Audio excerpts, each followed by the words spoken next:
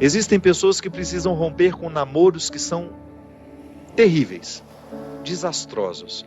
Aquela pessoa só faz mal a você, você sabe disso, mas você tem um vínculo com ela, você tem necessidade afetiva, você não consegue romper aquele namoro. Então, você, de repente, você se encoraja, você fica com tudo claro diante de você, essa pessoa não me faz bem, eu não posso me casar com essa pessoa, porque se no tempo do namoro já está assim, imagina na época do meu casamento, depois no meu tempo de casado, vai virar um inferno pior ainda do que já é. Aí você se encoraja, motivado por pessoas que estão ao seu lado, a romper. Aí é terrível no dia que você rompe. O sofrimento é cruel dentro de você. Parece que você nunca mais vai se recuperar, que você só pensa naquela pessoa. Por quê? Porque apesar dela te fazer tão mal, você tem um vínculo doentio com ela, de dependência afetiva. Você sabe que ela te faz mal, mas você não sabe viver sem ela. Aí você começa a dar passos. A primeira semana é horrível. Você sofre, você chora, você não pode ouvir a música, você não pode sentir o cheiro, você não pode ver aquele pedacinho de não sei o que ele esqueceu lá na sua casa, que tudo aquilo é terrível. Mas de repente você começa a dar passos de libertação. É como se você estivesse andando na direção de uma terra que só vai te fazer bem. E um mês depois aquele sofrimento ficou melhor, 2 meses depois aquele sofrimento melhor, e de repente você não está nem mais lembrando. Claro que ainda existe ali um vínculo silencioso sendo desarmado, porque a dependência afetiva, ela não morre da noite para o dia. A gente precisa, é como se você fosse sufocando uma célula cancerosa com o processo da quimioterapia, sabe? Que você vai retirando a vida da célula cancerosa, que é a célula que nos mata. Aí digamos que 3 meses depois, você encontra de novo com aquela pessoa, e você tem aquela famosa recaída. Aí pronto. O castelo que você estava construindo, o chão que você tinha andado, que tinha sido tão difícil, você joga fora e você volta para o Egito, você volta para a escravidão.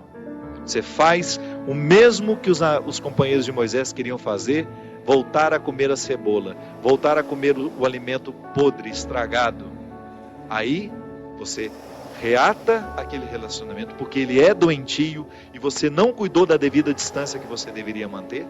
Porque quando você tem essa dependência afetiva, você tem que estabelecer a distância, porque senão você não se cura. Você tem que parar de querer saber da vida daquela pessoa, porque senão você não se cura. Você precisa parar de ficar fuçando o Facebook dela, porque senão você não se cura. Você precisa parar de ficar investigando a vida. Onde que ela foi? O que ela está? Você tem que cessar todos os pontos que podem lhe fazer querer voltar para o Egito. Porque senão você nunca vai se libertar.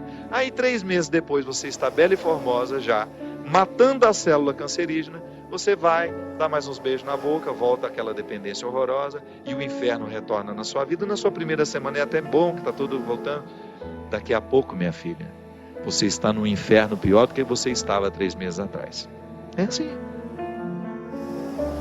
Quando a gente não sabe viver o desconforto que nos edifica, a gente se boicota o tempo todo. É como parar de beber, é como parar de fumar. Você fica sem fumar 1 ano e você comemora porque você parou de jogar aquela toxina cancerígena no seu organismo. E de repente você vai lá e acende um cigarro de bobeira e aquele vício volta como se fosse um monstro capaz de te comer inteiro. Pronto. Todo aquele sacrifício que você fez dos primeiros dias sem fumar vão para o saco. Por quê? Todo aquele sacrifício vai para o saco. Por quê? Porque você não foi capaz de viver o desconforto de renunciar.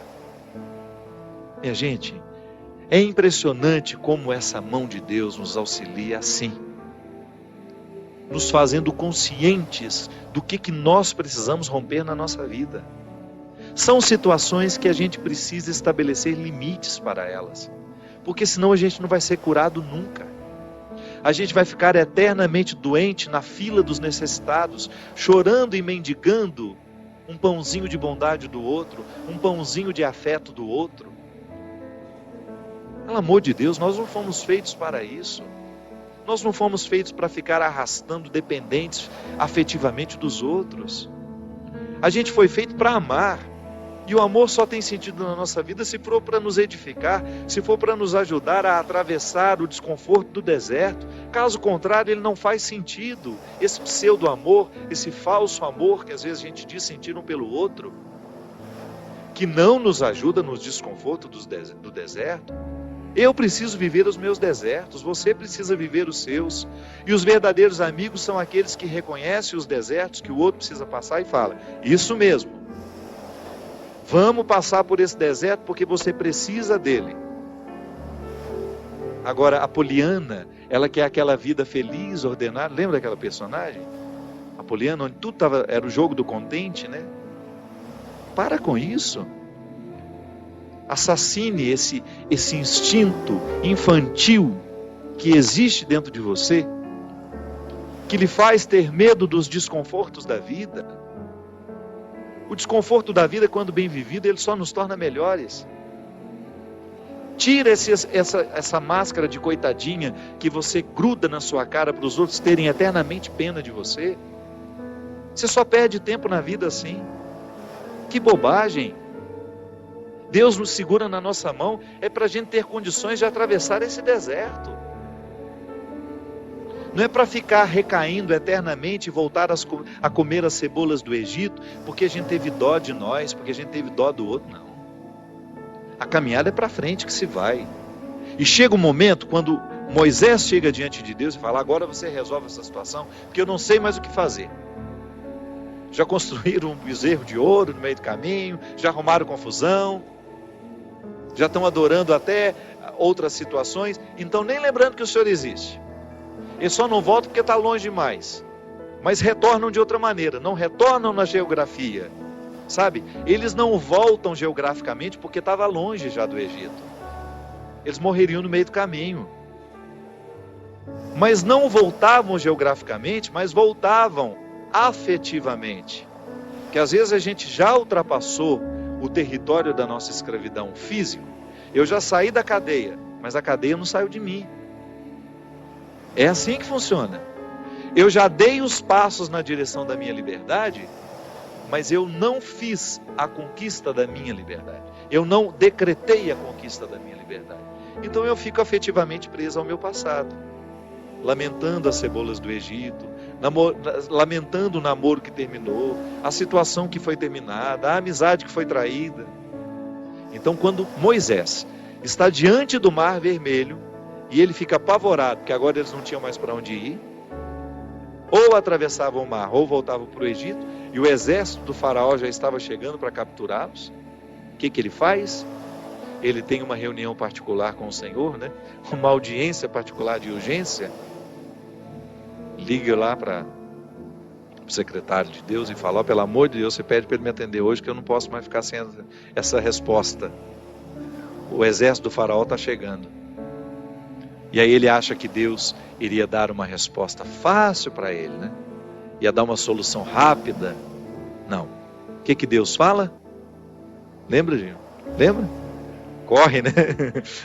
Entra nessa água. Olha que frase forte. Diga ao povo que caminhe. Eu não vou fazer por vocês o que só vocês podem fazer. Eu vou dar todas as graças para que o milagre aconteça. Eu vou fortalecer a coragem de vocês, mas se não colocar o pé na água, se não desafiar este mar, ele não se abre. E foi o que o povo fez. Moisés à frente, certamente, cheio de medo também, né? Ai, meu Pai de misericórdia, o que vai acontecer agora? Quando ele começou a entrar, a colocar os pés na água, Deus faz a sua parte. Minha gente, a nós nem importa se isso aconteceu dessa maneira mesmo.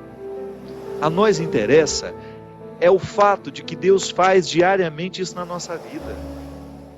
Sempre que eu me encorajo a vencer os mares que me desafiam, eu estou exercendo o cuidado de Deus na minha vida. Sempre que eu me encorajo a colocar o pé no mar que me ameaça, eu estou cumprindo a parte da promessa de que Ele estará sempre ao meu lado. Você faz a mesma coisa. Sempre que você desafia os seus mares, sempre que você enfrenta os seus desconfortos, quando você não tem medo do desconforto que lhe chega, quando você olha para ele de frente, você fala: e agora? O que é que nós vamos fazer a partir desse momento? O que você me traz de bom? O que você está me desafiando? Eu vou aqui recrutar as minhas melhores partes, porque só isso me interessa. Se o desconforto me chega, eu preciso atravessar esse deserto para poder alcançar essa parte da terra prometida que me espera. É assim que funciona. Não há uma fórmula mágica para a vida. Ainda que a gente não acreditasse em Deus, nós teríamos de viver os desconfortos que nos fazem crescer. Ainda quem não crê em Deus precisa enfrentar os desconfortos de sua história, de sua existência.